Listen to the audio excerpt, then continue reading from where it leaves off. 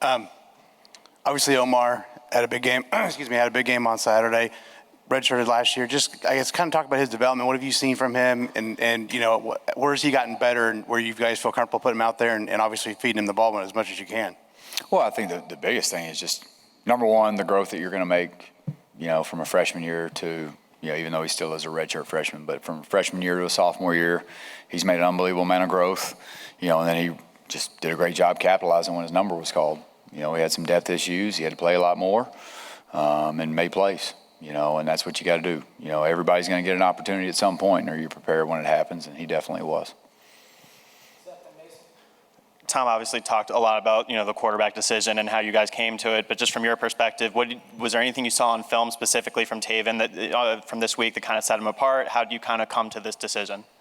At the end of the day, you got two really good football players, and you got to get in a room and you got to figure out who the guy is that you're going to give the chance to. They're both really talented. It would not surprise me if both of them don't have a career after college at some point, and however that happens, whether it be draftable or free agent. They're both really talented young players, and it was a decision that we came to, and we're excited to move forward. Talked a lot Friday night with Allen about kind of the comfort and the rhythm that he saw the offense get into. Looking back on film, evaluating it now, how do you feel that the offense was in that regard to kind of just establishing a flow and then staying in that? We played better. There's still plenty to clean up. We're nowhere near close to perfect. We still left a lot of, at the end of the day, we left a lot of routine plays on the field. And that's the hard part. When I say routine plays, I don't necessarily mean throws and catches. I just mean routine blocks, routine runs. We still weren't at our best. And so, again, it's another great challenge for us this week moving forward, to go be the best version of ourselves. I think in terms of an offensive rhythm, I think from week 1 to week 2, I think Ohio State probably would have had something to do with that. The one thing I will say about Indiana State, going back to last week, is just how hard they played, how well prepared they were. They had a great plan.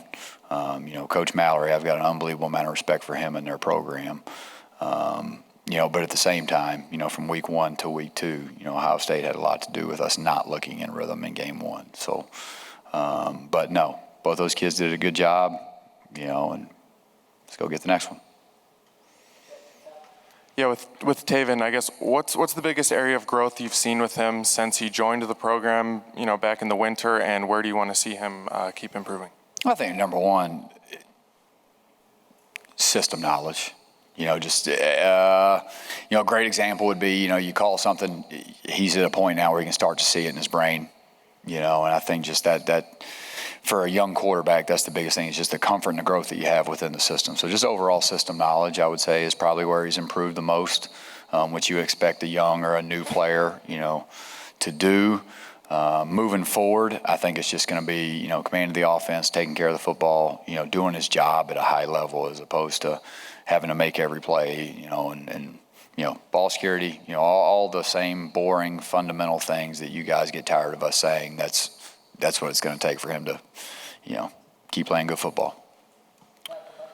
Well, when it comes to the running backs, you've had 2 games that have been called 2 very different ways because of opponent and because of game situation, and yet you look at the carries and the receptions out of the backs, you could expect to catch passes, and it's relatively balanced. Do you feel like these 2 games have demonstrated the sweet spot that you want to get to and how you use the 3 main guys? We've got to be able to do whatever we have to do to win a football game. Whether it be the NFL and college, you got to find out where you can win, what your matchups are, who can block who can't block who can win versus who can't win versus who. And so, last week was a really good plan for them. And then moving forward, whatever it takes for us to have a chance to win the football game, whether it's play fast, whether it's play slow, whether it's throw it, whether it's run it, whether there's an option element to it, no option, like whatever we have to do to win a football game. And so that's what we're doing right now, getting ready to go win the next one. Yeah, Coach said that, you guys brought both of them in to tell them, Brandon and Taven at the same time, kind of wanted the message crystal clear. Were you part of that kind of process, kind of how that unfolded? I was in the room in that meeting, but, that's Coach Allen's time. I understand the chain of command. Did you come, when you walked off the field Saturday, did you feel like you were leaning in one direction, or did you really have to sit down and kind of review the film as well? No, I mean, the film was a huge part of it. It always is. Nothing. Anytime you come off the football field, whether it's practice or a game, it's never as good as you think it is. It's never as bad as you think it is. Because I think there was a point in the game where one of them was like 10 of 11 and the other one was 8 of 9. Brennan had a great 2-minute drive. We had a good start. Part of that good start, Brennan had to come off the bench, ripped an unbelievable ball on a second long. And so the film was definitely much more of a part of it than a gut feeling. But, got together, made a choice, time to move forward. Ask Coach Allen something similar, but with Taven specifically, have you seen anything different from him when he's gotten into game action?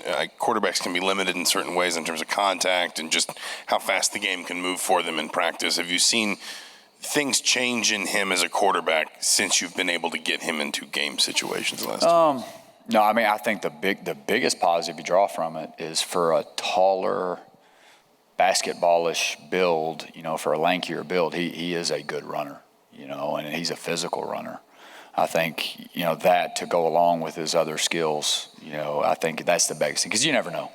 You see people's feet get on fire. You see people all of a sudden make poor pocket management decisions when there's live bullets, and we haven't seen much of that. So just proud of him and ready to get going. Walt, over here, the physicality that Josh Henderson ran with, as hard as he runs, what's your thoughts on him and the way he ran, and what's his potential the rest of this year? Yeah, I think specifically to Josh, and again, Josh will come up here and he'll tell you the same thing. There's a couple things that, he didn't do great, in terms of some patience in a run game. But unbelievable kid, unbelievable worker, smart. You're going to get his best every single day, every single practice, every single meeting. And so to see a guy that does everything just right, have great success, that's what football's about. I think that's one of the things that he does bring us is he can level off runs and finish runs, and run physical. The other thing is he can catch the ball well out of the backfield. Really soft hands, good pass protector, and so he gives us a really steady hand. But we've got a good room of backs. Christian Turner's a really good player. He was a little limited last week in terms of pitch count, but he's a really good player. Between J. Lou and Christian and Josh and Trent Howland, we feel pretty good about that position. Well, tell us a little bit about what you see in Louisville's defense and what do you expect, or what kind of a defense are they, number one, and number two, what concerns you most about them? All right. From a schematic standpoint, it is, Purdue's defensive staff from a year ago, so we're pretty familiar with them. They will present multiple fronts. There'll be some 4 down. There'll be some, odd spacing or some zero nose. In the back end of the defense, there's some quarters presentations, some man presentations, some rotational thirds, so they're it's not a ton, but it's enough to make you work and prepare. I think they run around really well. Now we're kind of past the X and O's. I think they run around really well. I think their field defensive end is a really good player. Backers are runner hitters. Both safeties, rangy, physical, and I think both corners are good players as well. So it'll be a great challenge for us, and I've got great respect for those guys. They'll be prepared. They'll play hard. They'll play the game the right way. So it'll be a great matchup. Now that you have a starting quarterback named, how are you going to change maybe creating the game plan this week now that there's a bona fide guy that you can lean on to his strengths? Yeah, well, there's 2 parts to that. Number one, in the first 2, they're so similar from a skill set standpoint that was the luxury that we had, was you really didn't have to build 2 specific game plans. But moving forward at the same time, you do want to play to those guys' strengths and what they have confidence in, what they feel like they do well. That's always going to kind of go to the forefront when you're having to make the difficult decisions. Are we running 4 verticals or curl flat? Well, he likes this better. Well, then let's do that. Because again, if the quarterback plays well, the offense typically has a chance to play well, and so just making sure that we're keeping him in a position that he's comfortable, he's doing the things that he's good at, and we're not putting him in a position, to fail. and that's our job as an offensive staff. All right, thank you guys.